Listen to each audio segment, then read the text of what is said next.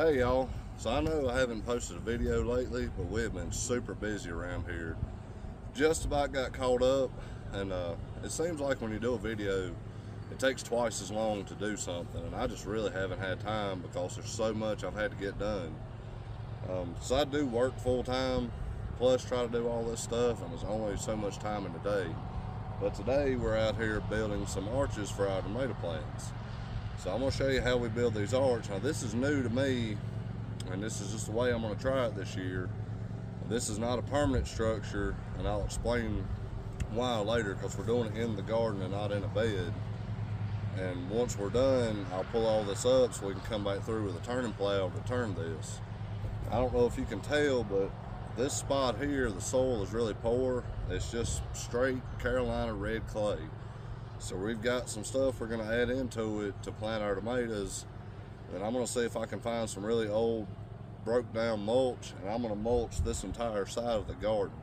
So when we're done in the fall, I'll turn it all in and see if we can help amend the soil a little bit. I'm going to reposition the camera so you can see us good. I've got my oldest son helping me today. He's out on spring break, and we're going to build this arch here. Before we get it pulled up, what I'm doing is a 5-foot spacing between the bottom of the arch. This is a 16-foot cattle panel. So for each arch, I'm using 1 cattle panel and 4 T-posts. And we're just using the regular T-post clips to attach the panel to the post. And with a 5-foot spacing at the bottom, it gives me just about a 7-foot tall arch. So if our tomato plants grow really good and they get tall, that'll be plenty for us to run them up in time too, so they're not all on the ground, and hopefully we get a really good yield this year. All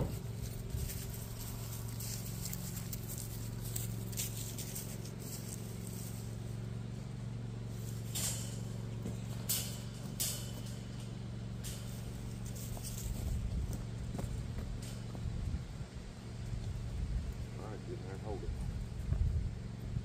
Inside, get inside and hold it. Okay. Got it? Yes. Come on, big man. Hey, I'm actually doing it this time. But it's hurt my hand a little bit.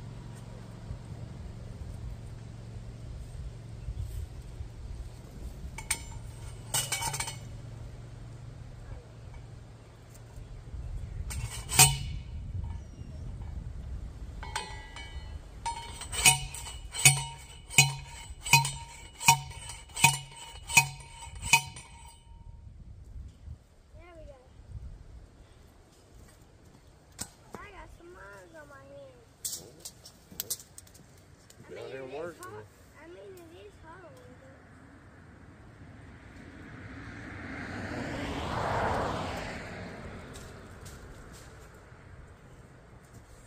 At least I only have to hold one side this time. Go ahead and hold it in.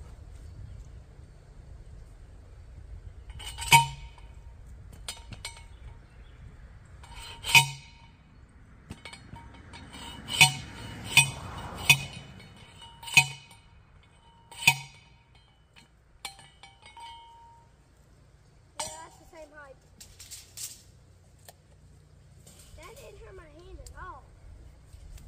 I'm actually getting a little bit stronger.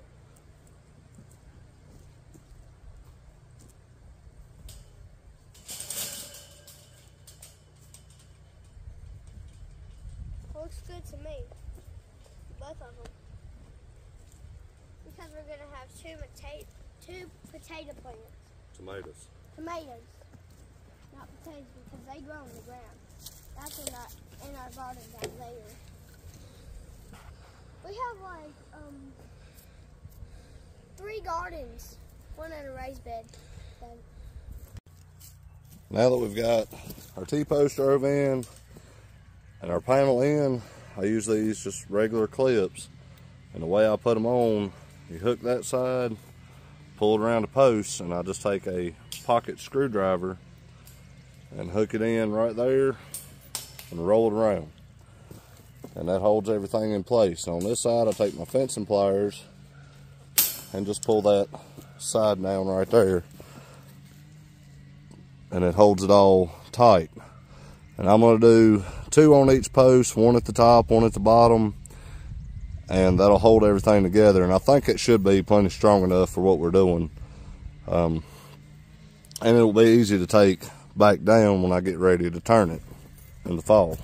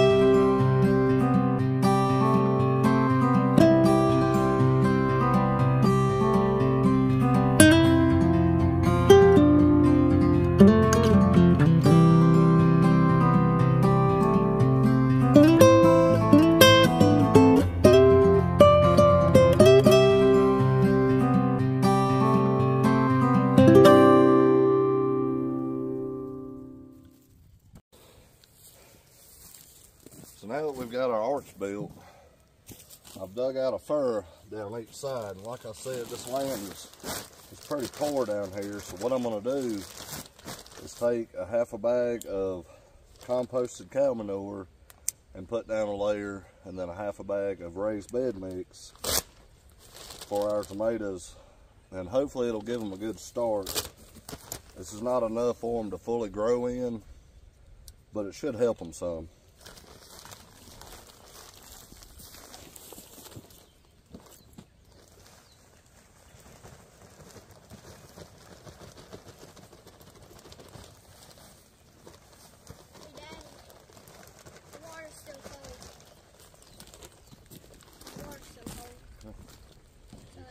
Smooth this out good.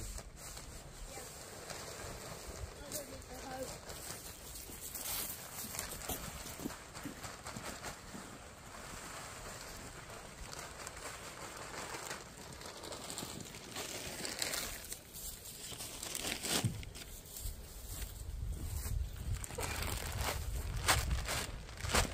So like I said, our first layer is the composted cow manure, and then this next layer will be the raised bed mix.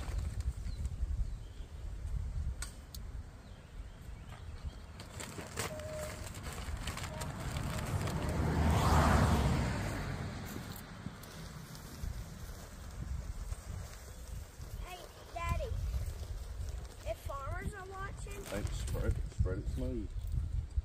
Don't dig it. Look, don't use the hoe. Use your hands. It's not gonna hurt you. I know. The hoe is the top stuff up.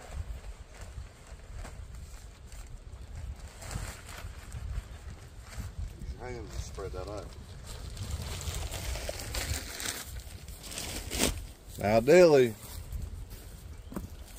we would just get a dump truck load of some compost and put it on here and turn it in, but really haven't had the time or the money to do that.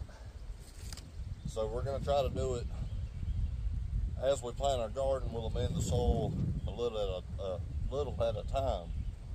So this will be for our tomatoes. We'll get them planted here in a minute. And like I said, this gives them just a good base, hopefully, to start growing in. And I may be completely wrong on this, but it's just the way I'm going to try it this year. And we'll see how it works. If it don't work, then it don't work. It's just one of those things. You did good on this side, Daddy. I should probably wait on this particular pack and let them get a little bit bigger, but I'm going to go ahead and plant them. But I'm going to pinch off these bottom sets of leaves. And usually, you know, when they're taller, I like for them to be about this tall when I plant them, and I lay them down and then just turn the end of it up so the stem can get roots on it. So I can't do that as much with these, but I'm gonna do it just a little bit. It's pretty warm today. I was supposed to get back cold a little bit. See, this right here, these great big clots, is why I'm doing the raised bed mix in the furrow. And we're gonna try 3 plants on each side, see how that goes. It may be better with just 2, but I have just enough plants that we're gonna do 3 on each side, and it works out that that's just our 2 arches.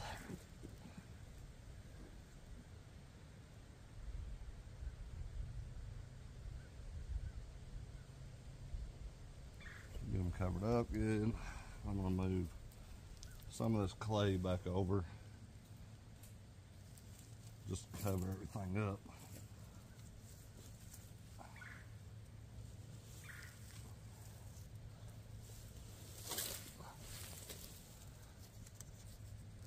I'll put our tag there so we know what we got planted where.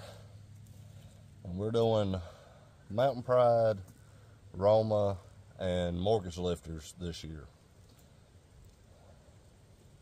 So that is our tomatoes in the ground. Easton's going to go ahead and water them for us.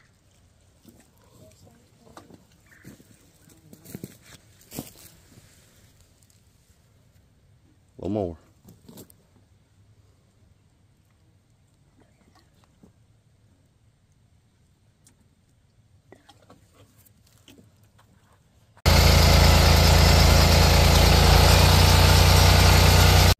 Show y'all what we're doing here. We got some of our plants planted, we got our tomatoes planted, our arches built. We went and got some really aged double ground mulch, and it is almost to dirt. So I'm hoping this will cut down on the weeds just a little bit. If not, it's fine. It will help keep some moisture in the ground for our plants. And like I said, in the fall, after everything's done what it's gonna do, I'll come back in here and pull these arches up, and I'll bring the turning plow down and turn all this in. So this will help amend our soil. And got this whole trailer load for $50. It's not terribly expensive. I think we've unloaded about half of it, and we're a third of the way done. So we're gonna take a break for a minute. I'm gonna walk around and show y'all some of the other projects we've been working on, and then we're gonna come back to doing this. So last year we had a fox get all of our chickens, and the fence I had was only 4 foot tall, and I had it laid down. I never finished the top of it. So now I've been working. We got some chicks, and they was ready to come out of the brooder and go into the coop down here. So I had to hurry up and get this fixed, and my beagle's having a fit up there. But now we have an 8 foot tall fence, and we've put some stuff along the bottom, so hopefully we can keep the foxes out so we can have our chickens again. I haven't checked on them since early this morning. It's still getting a little cool at night, but we've got us 8 new chickens. Looks like they got plenty of water and feed, so they should be good for today. But while I was working on that, I had a shelter that had failed, and we took some of the tin off the shelter and covered the backside to help cut down on some of the wind, because this was an old corn crib that I repurposed into our chicken coop, and it's worked pretty good so far. So we'll go down here, and of course, you know, we got kids, so there's toys everywhere. Another thing we had to do, our pigs they got used to us, and they was ready to come out of the lot. So I had a little bit of work I had to do, or come out of the shelter into the lot. I had a little bit of work I had to do to get them ready for that. And you can see down there in the corner, they have been rooting like crazy, and they've just about buried the wire. I'll probably have to dig that out after a while. Here's our little piggies. They are out and about and growing and on their way to becoming bacon in the wintertime.